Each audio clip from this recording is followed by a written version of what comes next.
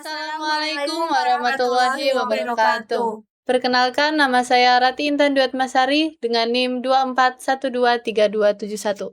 Perkenalkan, nama saya Wasima Juhaina dengan NIM 24123282. Perkenalkan, saya Mel Cindy Aulia Febiola dengan NIM 24123300. Di sini kami akan membahas topik tentang dunia dalam arah yang tidak jelas untuk menang dalam persaingan global, suku bunga kebijakan impor-ekspor Amerika Serikat, dan implikasinya bagi Indonesia.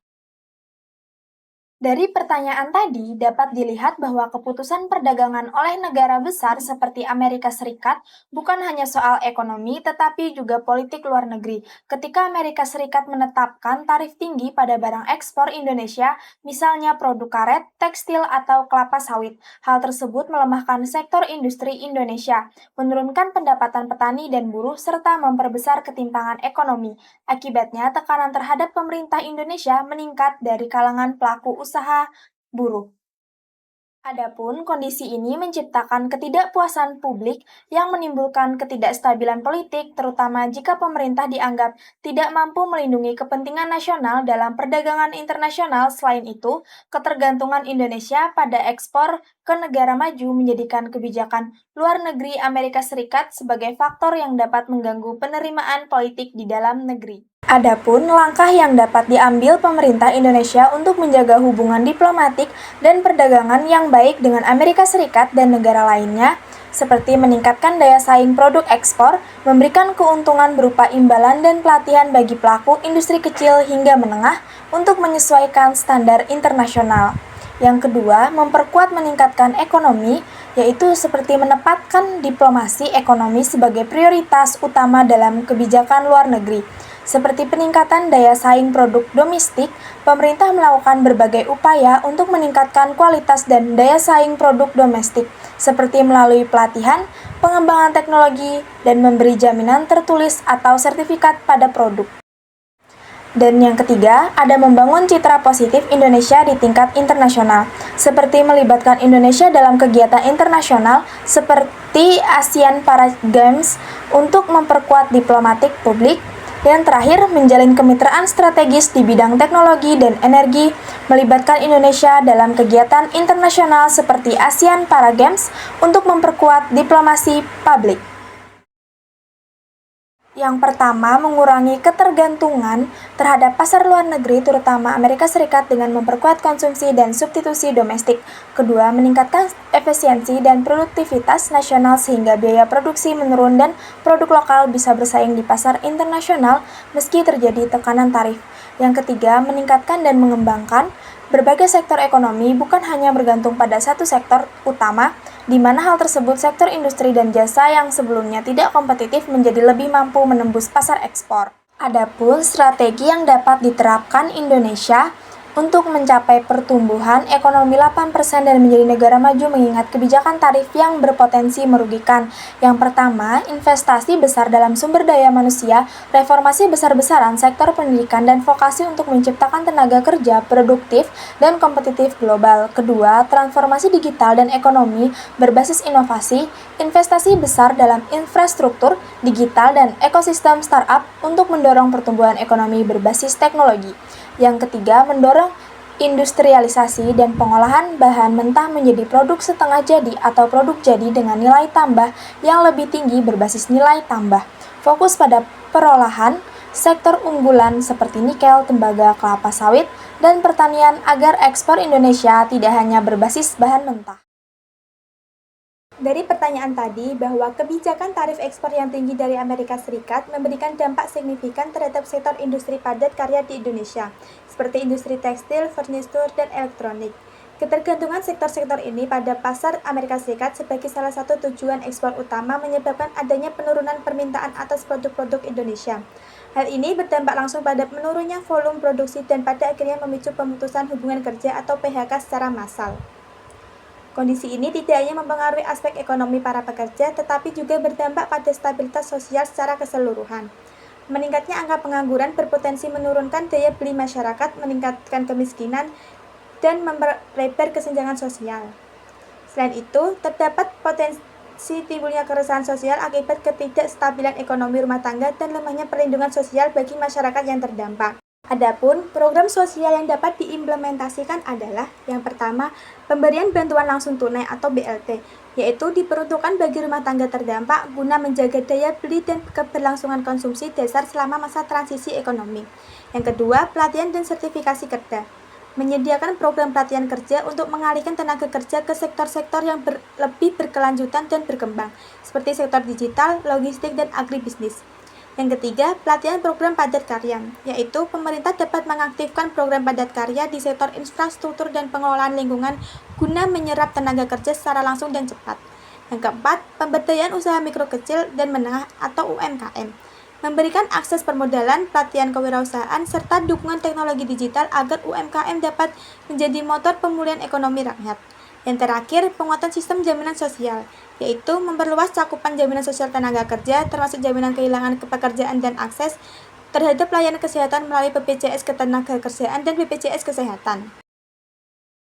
Dari pertanyaan tersebut bahwa penerapan tarif impor oleh Amerika Serikat atas komponen teknologi dan produk industri berdampak pada meningkatnya biaya pengadaan alat dan teknologi yang dibutuhkan oleh pelaku industri di Indonesia.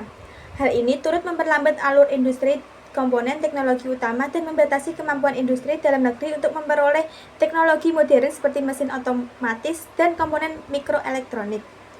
Ketergantungan terhadap teknologi impor mengakibatkan keterlambatan dalam proses modernisasi teknologi di dalam negeri yang pada akhirnya menghambat kemajuan inovasi serta menurunkan daya saing produk Indonesia di tingkat global. Jika tidak ditangani dengan strategis yang tepat, hal ini dapat menghambat transformasi digital nasional dan melemahkan inovasi teknologi dalam negeri.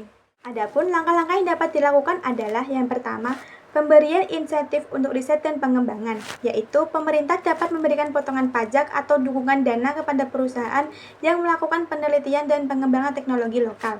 Yang kedua, pengembangan pusat inovasi dan inkubator teknologi, yaitu mendirikan pusat-pusat inovasi di berbagai daerah yang bekerja sama dengan universitas dan industri guna menciptakan ekosistem teknologi yang mendukung pertumbuhan startup. Yang ketiga, diversifikasi mitra teknologi, yaitu mengurangi ketergantungan pada Amerika Serikat dengan memperluas kerjasama teknologi dengan negara-negara lain seperti Jepang dan juga Amerika Serikat. Yang keempat, pelindungan hak kekayaan intelektual, yaitu mendorong dan melindungi inovasi lokal dengan sistem HKI yang kuat untuk meningkatkan kepercayaan pelaku industri dalam negeri. Yang terakhir, peningkatan kapasitas SDM di bidang teknologi, yaitu memberikan pelatihan dan pendidikan teknologi berbasis kebutuhan industri agar tenaga kerja siap menghadapi tantangan globalisasi dan digitalisasi. Dampak lingkungan dari kebijakan tarif yang diterapkan oleh Amerika Serikat terhadap produk-produk yang diklaim ramah lingkungan, seperti minyak sawit berkelanjutan dari Indonesia, dapat menimbulkan konsekuensi negatif terhadap upaya pelestarian lingkungan di negara eksportir untuk mengabaikan standar lingkungan demi efisiensi biaya. Langkah strategisnya, yang pertama, integrasikan prinsip green economy dalam kebijakan fiskal dan industri. Sisipkan aspek keberlanjutan dalam penyusunan APBN dan regulasi industri. Berikan insentif pajak bagi perusahaan yang menerapkan proses produksi ramah lingkungan.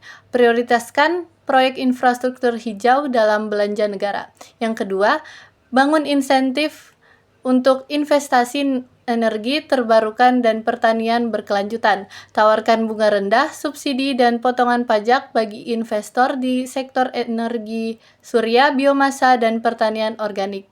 Dorong BUMN dan swasta untuk berinovasi melalui skema pembiayaan hijau seperti Green Bonds.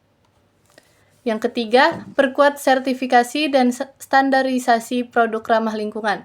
Tingkatkan kualitas dan kredibilitas sertifikat nasional seperti ISPO agar diakui internasional. Sediakan pelatihan dan bantuan teknis bagi pelaku UMKM dan petani kecil untuk memenuhi standar ramah lingkungan.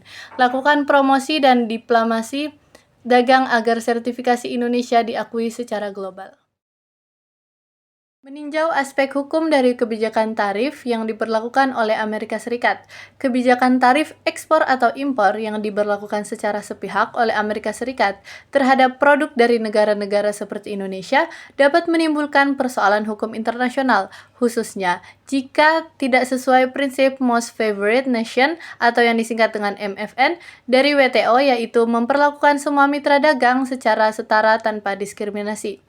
Tidak transparan dan tidak melalui konsultasi sebelumnya dengan negara mitra dagang, ditujukan hanya pada produk tertentu, misalnya sawit, karet, dan tekstil, tanpa alasan teknis yang jelas yang berpotensi sebagai bentuk proteksionisme terselubung. Jika kebijakan tersebut terbukti diskriminatif dan merugikan kepentingan ekonomi Indonesia, maka Indonesia berhak untuk mengambil tindakan hukum di forum perdagangan internasional. Langkah hukum yang dapat diambil Indonesia. Yang pertama, mengajukan sengketa dagang WTO. Jika tarif Amerika Serikat dianggap melanggar aturan perdagangan internasional, Indonesia dapat membawa kasus ini ke World Trade Organization. Proses dimulai dengan permintaan konsultasi, dan jika tidak ada kesepakatan, dilanjutkan ke panel penyelesaian sengketa untuk mendapatkan keputusan resmi. Yang kedua, perkuat negosiasi dagang bilateral. Indonesia bisa melakukan pendekatan langsung dengan Amerika Serikat melalui perundingan dua arah. Tujuannya adalah menyusun perjanjian dagang yang saling menguntungkan, misalnya pengurangan tarif atau perlakuan khusus terhadap produk unggulan Indonesia. Data dan contoh konkret untuk mendukung argumen politik. Analisis kebijakan tarif Amerika Serikat dapat mempengaruhi stabilitas politik Indonesia jika sektor ekspor strategis terkena dampak. Misalnya, Amerika Serikat mengenakan tarif tinggi terhadap produk biodiesel Indonesia tahun 2018 yang memicu ketegangan diplomatik. Data dan contoh berikut ada nilai ekspor non-migasih Indonesia ke Amerika Serikat tahun 2023 mencapai USD 26, miliar.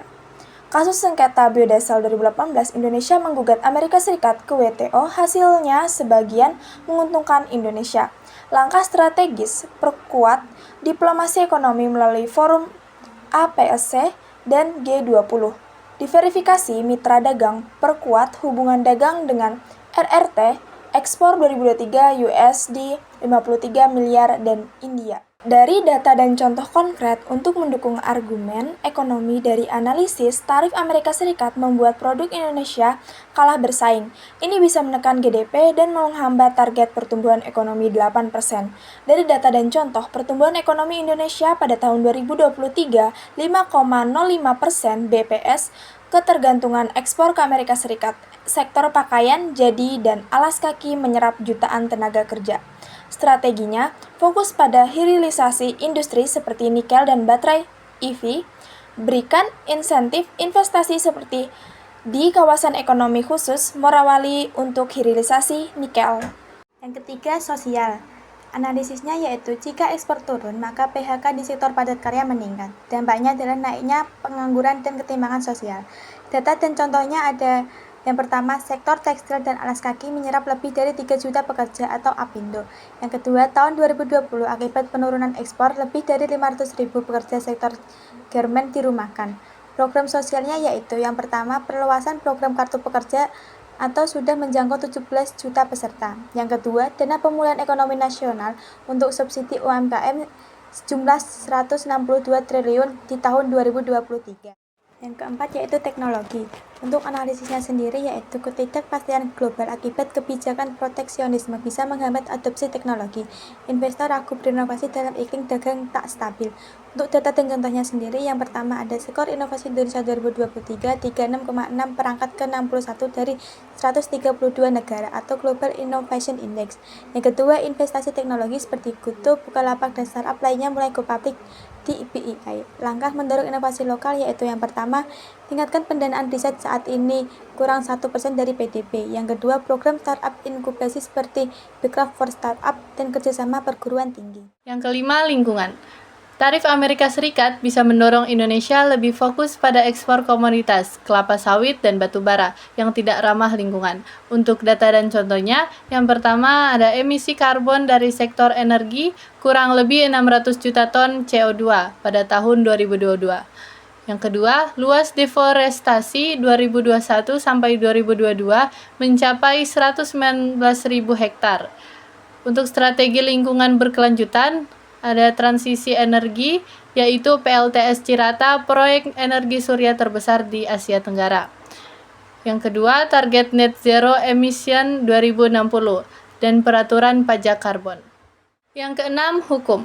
Tarif Amerika Serikat bisa dianggap melanggar aturan WTO. Indonesia bisa menempuh jalur hukum internasional jika dirugikan secara tidak adil. Untuk data dan contohnya, Indonesia telah menggugat Amerika Serikat dan Uni Eropa di WTO lebih dari 10 kali. Kasus kemenangan parsial Indonesia atas Uni Eropa terkait kebijakan biodiesel tahun 2020. Untuk langkah hukumnya, yang pertama, gunakan Dispute Settlement Body (WTO). Yang kedua, perkuat posisi hukum melalui perjanjian FTA seperti Indonesia-EU Comprehensive Economic Partnership Agreement. Untuk rekomendasi strategisnya, yang pertama, diversifikasi pasar ekspor, fokus ke India, Afrika, dan Timur Tengah. Yang kedua, transformasi industri, hilirisasi nikel tembaga seperti investasi Hyundai sebesar 21 triliun. Yang ketiga, SDM dan digitalisasi, perluas program prakerja dan adopsi industri 4.0.